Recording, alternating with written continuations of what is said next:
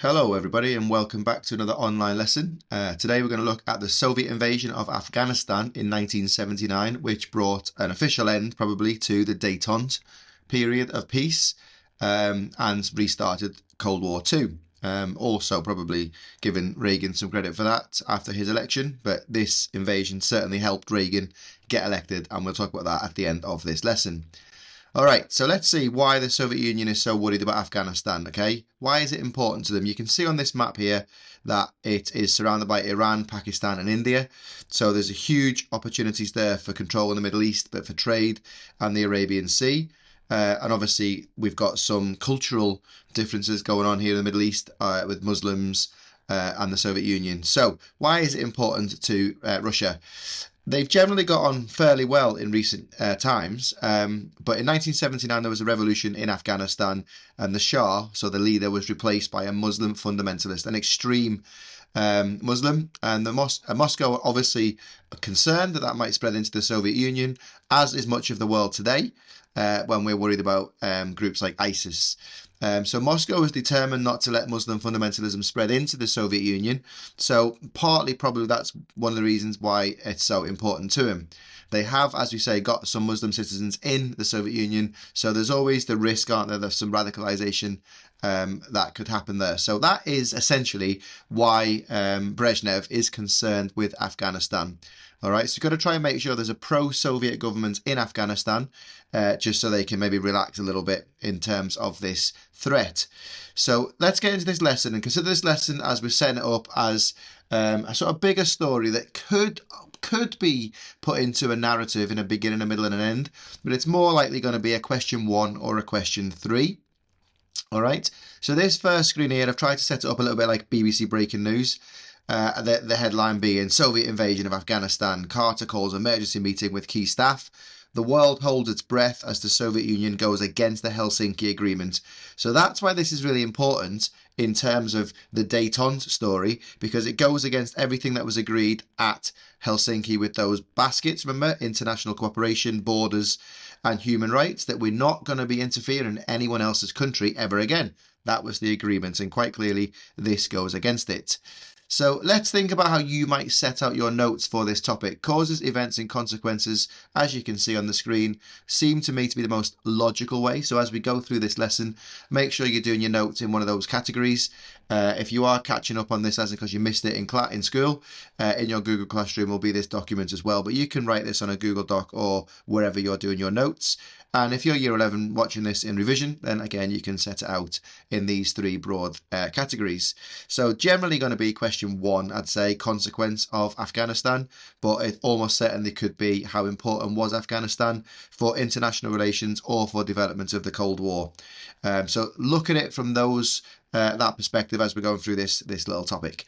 So causes then of the invasion, just to put into your notes, as I've just said, this is a slightly more detailed map, so you can see where Afghanistan fits in the big picture of things. So the first thing that's happened is there was a pro-Soviet government in Afghanistan the previous year in 1978, just like Moscow has wanted, just so they can relax a little bit.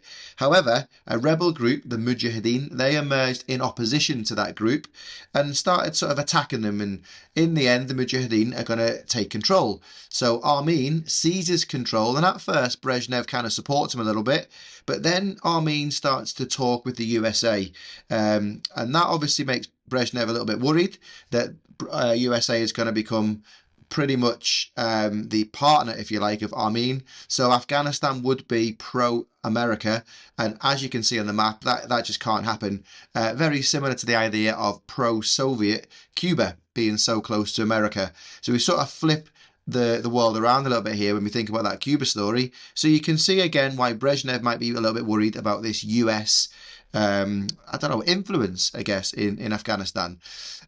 Also, there's been an Islamic extremist terrorist group taken over in Iran. So it looks, I guess, to Brezhnev and to the world that there's definitely a movement within the Middle East of extreme Islam taken over. So this might go some way to explain. Hopefully you can see why this might have led to Brezhnev invading Afghanistan, just to sort of create a buffer zone, if you like, from Iran into the Middle East, up into Russia, sorry. So the USSR has invaded. That is what the topic's about. Brezhnev said he was helping Armenia against the Mujahideen.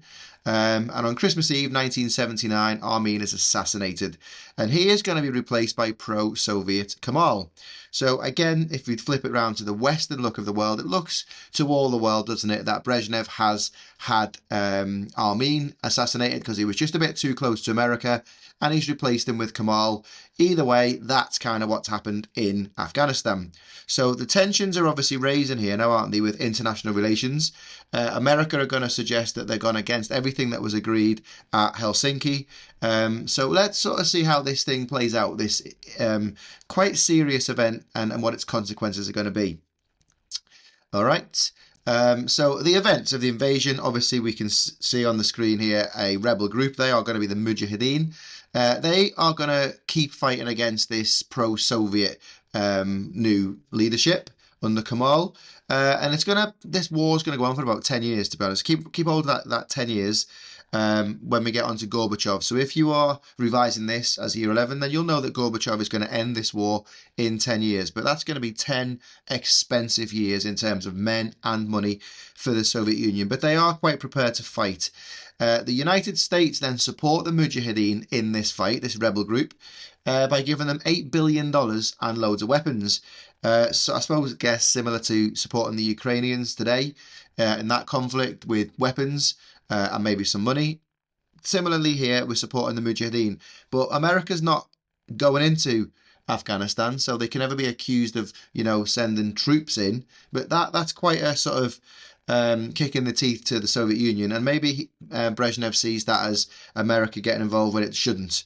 Again, though, it's going against the agreement at Helsinki where we said that we would talk, use diplomacy instead of using military force. Obviously, that didn't last very long, did it? All right. The US president has accused the Soviet Union of spreading communism, and Carter, the new president, has reminded everybody about the Truman Doctrine, that America will do whatever it takes using military force and economic. And we can clearly see by providing the Mujahideen with $8 billion, they are showing their willingness to use economic aid to assist against communist spreading. Arguably, you could maybe look at this one as a little bit less black and white, I suppose, than the Stalin days, and maybe spreading communism across Europe. I feel like you could argue clearly there was a genuine defensive reason for why Brezhnev has invaded Afghanistan, but that's one for the historians to debate all day long. All right, so the US reaction to this thing. There's a little diagram now. It's going to summarize kind of what we've talked about already. But firstly, Carter's come out quite aggressive, saying this is the biggest threat to peace since the Second World War. We cannot believe you've done this, Brezhnev. Everything was going really well. Why have you done this? So the tensions are rising there. You want to include, if this is a question 3, clearly worsening relations, significant tensions, rhetoric again. This conversation, this language is going to start ramping up again. We will not accept SALT II, is what Carter's saying. So he walks out, and we know that from the end of our Detente lesson, that America leaves the talks of SALT II, they don't ratify it, and then they go home and they announce they're going to start spending even more money on the military. Again, similar to what Kennedy did in the Vienna conference after the Berlin Second Crisis. It seems to me that's the sort of trigger of a Cold War, isn't it? That each country announces they're going to start spending money again on their weapons, just to, I guess, scare the other side. Thirdly, after this, is Carter has announced that he will use force if needs be. Remember, he's reiterated the Truman Doctrine, but his is going to be called the Carter Doctrine, which is basically the Truman Doctrine with a little extra caveat that anything that potentially gets in the way of American interests in the Middle East, I would say that would be oil probably, then America will absolutely make sure that that does not happen. And then finally, Carter says in his little summary, we will place economic sanctions on the Soviet Union and send money and weapons to the Mujahideen to help them fight. So we know that. We know that's going to be $8 billion. So there's a definite US response to this, isn't there? And that this might be a consequence. Lovely little 4 marks there. If it was, give one consequence of the invasion. Your consequence could be the US response, and try and turn these 4 little speech bubbles into a couple of sentences, really. Brezhnev comes back and says, we are only protecting our own interests. Afghanistan is our neighbour. And like I've just said a minute ago, very possibly you could understand why that might be fair. All right. However, America is concerned about the influence that the Soviet Union might have in the Middle East, so they're going to make sure that they try and intervene.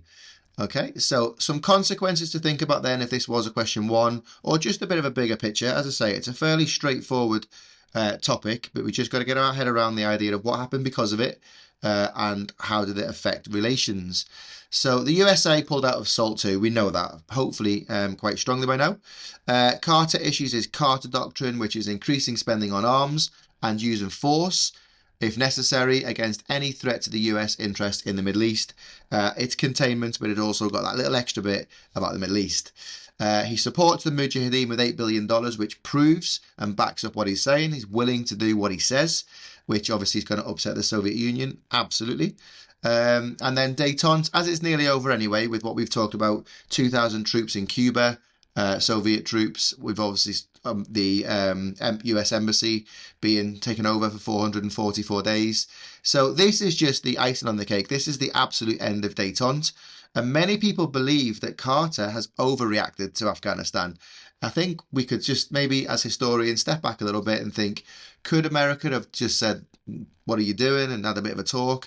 Did we need to come out with this Carter Doctrine? Did we need to fund the Mujahideen? Did we need such an aggressive response? However, don't forget, Carter's probably under an awful lot of pressure at home, with many Americans and those hawks that we talked about at the end of Detente suggesting that America's really soft and it's got really weak.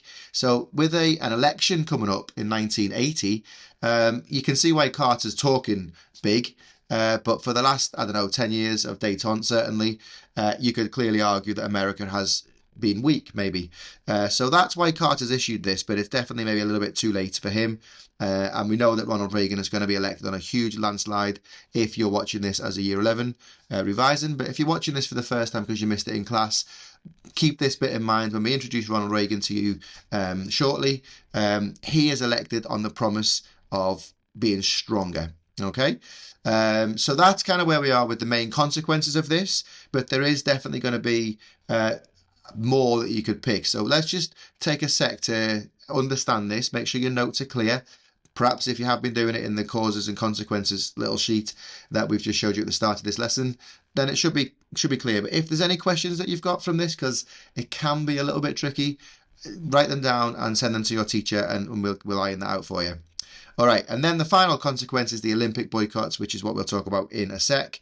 It's just a petty response, but basically the whole Cold War course is petty, isn't it? So that is a sort of more gimmicky consequence, but probably the consequence that you might choose if it's question one, and give one consequence of the Afghan invasion. You probably would do the Olympic boycotts because it's straightforward and very factual. So this image that you can see on your screen now, these are loads of consequences. One of the things that I think would be a good idea for you to do at this point is pause the video after I've explained this task and try and group these orange circles together into sort of one consequence, if you like. And then maybe add some detail in your notes around them, or just do these big bubbles if you like. And that would certainly give you good practice for any question one, for enough to write for your 4 marks. So for example, I might group together the USSR boycott of the LA Olympics and the Moscow Olympics. Those two I'd put together as one consequence. I might put end of Detente and the Second Cold War, put them two together, maybe even with the Carter Doctrine as a group, and just explain why that's a consequence. I'll probably just ignore the Afghan government being replaced because it's harder to write, but there's easier consequences. I might put the war in Afghanistan lasting 10 years with the Mujahideen with the $8 billion and the 1.5 million Afghan deaths and the cost of this to the Soviet Union of 8 billion. I might put those last 4 orange circles together as, again, a big consequence. I feel like that will give you definitely your 4 marks. All right, then SALT II on its own. Obviously, that's quite an obvious consequence, and then some of the economic sanctions. So hopefully if you do that, you'll be able to see quite a lot of choice in a question 1 on consequences of Afghanistan. But perhaps write those answers now as you're watching this lesson. Get them marked, obviously hand them into your teachers and get them marked, But certainly there's two obvious ones that jump out at me. The end of Detente, which has got SALT to abandon the Second Cold War, but even that is less facty than the Olympics, the two Olympics together. But then the most factual one that you could talk about is the how long the war lasted, the cost of the war, the US getting involved, and you've got your 8 billion all over the place in there. So that's a really factual question one. But it could also be, looking at this diagram, help you to plan for an importance question. So you might get question 3, importance of the Afghanistan invasion for development of the Cold War. Then quite clearly you've got your examples there, the Carter Doctrine, SALT to abandon, things like that. International relations, the Olympics, that was embarrassing, wasn't it, for both nations? And anything else. So relations between the US and the USSR, it's going to be worsened by the fact that America are funding the Mujahideen with $8 billion. So hopefully you can see from this bit here, this is a nice little place to stop, get your head around the topic and how it'd look in the exam, and then be able to make sure you're confident heading into an exam for this question. So if you are going to do that, and I recommend that we do, pause the video, get on with that, and then when you're ready, unpause and we'll carry on. Okay, so let's look at these consequences then. So the 1980 Olympics is held in Moscow. This is going to be an opportunity for Brezhnev to show off to the world, just like Hitler did in 1936 in Berlin. He wanted to show the world, didn't he, how amazing life in Nazi Germany was. And this is going to be Brezhnev's opportunity to show everyone how good communism can be. Much like, I suppose, Putin used the Russia World Cup recently to show that Russia is forward-thinking, a modern country.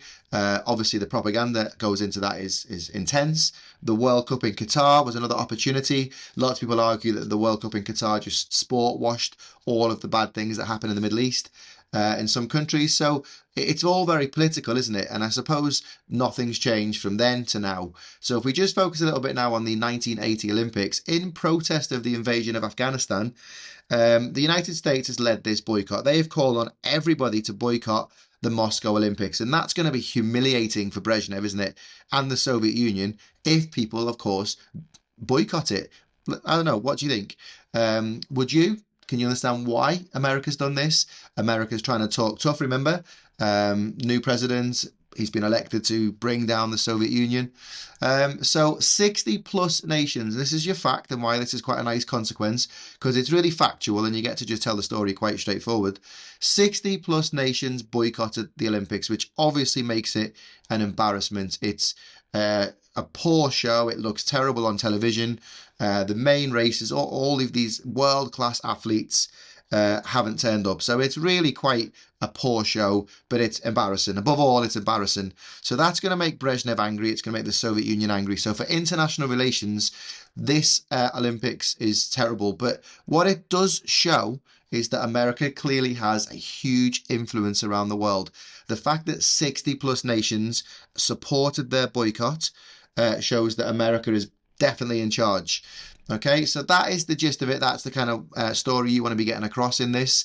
For even more sort of ease of this question, you might do both Olympics together for a question one. We'll do the LA Olympics in a sec. But essentially, it's just that Russia try and boycott the US Olympics and no one actually does. So that's kind of what you get across. But you only need 4 marks, remember? So we don't want to spend too long on something. But this is one definitely where you can get your maximum marks if we're lucky enough to get a question on the invasion of Afghanistan. Consequence question 1. As we've said, this made the Olympics look really poor. They are undermined, they look foolish, they are angry. All right, so this is significant, critical, whatever word you want to use for question 3. In Cold War II, it has damaged US-USSR relations. All that positivity and détente has gone. We are now essentially at war. And Reagan's election, as you'll see shortly, if you're just catching up, but year 11, you'll know the rest is history, isn't it? With Reagan, Star Wars, etc., etc. So to flip that around, 4 years later, the Olympics was going to be held in Los Angeles. So it goes without saying, everything else has been a bit tit for tat in this Cold War course, that Moscow is going to boycott them. So they call on the world to boycott the US Olympics. Obviously, it's not going to be as successful. and embarrassingly for the Soviet Union, only 15 countries did boycott the Olympics, but they are 15 communist countries within the Warsaw Pact. And I would imagine they didn't have much of a choice, to be honest. So that's the sort of Olympics and the boycott as a direct consequence of the Afghanistan invasion. I would definitely recommend that you get your head around that one as a question one. Just practice that until you can do it with backwards with your eyes shut. It's a really easy answer, one that if we're lucky to get, then you should maximise. Before we do move on to end this lesson, really a little bit of a role play summary. How did this affect the global view of the Soviets and communism? What does it mean for America? Just answer those questions in your Google Doc or on your notes. Okay. So let's have a little think about this. Now, you don't have to watch this bit in the video if you don't want to. If just for revision though, if there's a couple of you with your friends or whatever that you think would be a good idea to do this, I think it will help you understand the whole Afghan invasion. So we'll just talk our way through it now, and you can go ahead and maybe do it yourself if you want to, or just go to the end of the video. All right, so here's our BBC newsreader, George Alagaya. So breaking news. Hello, here's what we know so far. Armin and his new government took control of Afghanistan and became very unpopular. It became clear that Armin was talking to the USA about possible American support, which our sources tell us got Soviet leader Brezhnev very concerned. All right, so now act in this role play, be a journalist or be the people in the thing. Hopefully a little bit of fun, but hopefully it'll be able to help you understand the story a little bit better if you are of that mindset. All right, so live in Moscow, here is the Soviet leader Brezhnev's response. My forces were invited to invade Afghanistan by Armin against the terrorists. I understand some of you in the West might dispute this, but it is the truth. On 24th December, I ordered the invasion. Okay, so back to London. George, Mr. Brezhnev, we hear that you say you were invited into Afghanistan by Armin. So what are your thoughts about his assassination on Mr. Armin last night? I'm sure you can understand some might question your involvement in this, especially as it's convenient that the new leader, Mr. Barak Kemal, is a very vocal supporter of yours and the Soviet Union. Listen, I do not have to justify myself to you or anyone. You will print what you want anyway. We will stay in Afghanistan as long as it takes to remove the Muslim terrorist threat against the Soviet Union. Okay, with respect, Mr. Brezhnev, you did sign the Helsinki Agreement promising to respect borders and not interfere in other countries' affairs. Is this not just doing just that? Also, this invasion can't be good for concluding the SALT II agreements. Do you think they can still go ahead? Ask your United States special friends about that. I believe it is their Congress that has failed to agree on the agreements. I am disgusted that your propaganda would try to pin this on me, but it is typical, I guess. Mr. Brezhnev, why is Afghanistan so important to you? Afghanistan is a key neighbour. It provides a buffer to Iran. As you know, they had a revolution last year and their new leader, a Muslim fundamentalist terrorist. I am determined not to allow the Muslim threat to spread. We have many Muslims living in Soviet Union. It is vital that we have a pro-Soviet government in Afghanistan. Mr. Brezhnev, thank you very much for your time. Following the invasion, there have been several conflicts in Afghanistan. Let's cross over to our reporter to talk to the Mujahideen leader. Hello, thank you for this very cold Afghanistan. It has been 3 full days since Christmas Eve and the Soviet invasion, but already the tension here is incredibly high. The Mujahideen, who you've just seen, have vowed to fight as long as it takes to get rid of the Soviets from their country and are adopting guerrilla-style tactics, much like those adopted by the Vietnamese against the United States. A really important piece of information has just been leaked to us, and that is that the United States are providing the Mujahideen with weapons and billions of dollars, some saying as much as $8 billion a year. Thanks a lot for that. Well, as tensions continue to rise, we have exclusive access to the White House, where President Carter is giving an address to his staff. Well, it's clear that this is another example of the Soviets spreading their communism, just like they did in Czechoslovakia. This invasion is the biggest threat to world peace since the end of World War II. Mr. President, there are suggestions that you are funding the Mujahideen and providing weapons. Is this true? And if it is, how do you expect Brezhnev to take that? Listen, since Truman's doctrine, we have had a vital role to play in preventing the spread of communism. I intend to continue that promise to the free world. Mr. President, what about the SALT II talks? There's been so much progress over the 1970s. I need to report to the Senate. What are your instructions? You can tell the Senate I am withdrawing SALT II proposals. I am also increasing spending on our arms program. I promise the American people this very simple vow. I will repel, by force if needed, any threat to American interests in the Gulf. Mr. President, this sounds very much like a doctrine of your own. Shall we report this as the Carter Doctrine? Also, sir, do you deny funding the Mujahideen and providing weapons? I said in my Carter Doctrine, whatever it takes, didn't I? Brezhnev will not be allowed to invade and influence a foreign country for their own gains. Okay, there you have it, a very clear and determined US president. One can only think this invasion will undo all the good work of the Detente years. We'll bring you the important details as soon as we get them. For now, here's the weather wherever you are. Okay, so sorry about that. I was a bit cringe with the old accents, but perhaps you can get the idea of how that could be a fun thing to do, perhaps, whilst revising. So again, as always with these things, a little summary questions to check your knowledge on, but a practice exam question. Again, I think this will be quite a straightforward topic. So once again, thank you for listening. If you have any questions, let your teacher know. And remember that all lessons are on the our website, stchistory.com. And hopefully this one has been quite helpful. Thank you very much, and we'll see you on the next video. Goodbye.